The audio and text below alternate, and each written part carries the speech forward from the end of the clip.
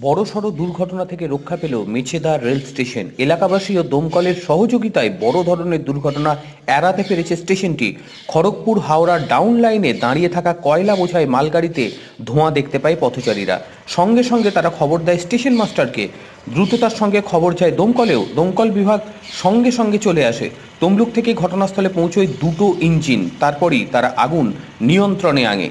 যদি আগুন ধরে যেত সেক্ষেত্রে কিন্তু বড় ধরনের দুর্ঘটনা ঘটে যেতে পারত স্টেশনটিতে। কিন্তু দমকল এবং সাধারণ মানুষের সহযোগিতায় বড় ধরনের দুর্ঘটনা থেকে রক্ষা পেয়েছে মেছেদা রেল স্টেশন। যেহেতু জনবহুল স্টেশন বলে পরিচিত এই স্টেশনটি, স্বাভাবিকভাবে যদি আগুন ধরত সেক্ষেত্রে কিন্তু ক্ষয়ক্ষতির পরিমাণ হতো অনেকটাই বেশি।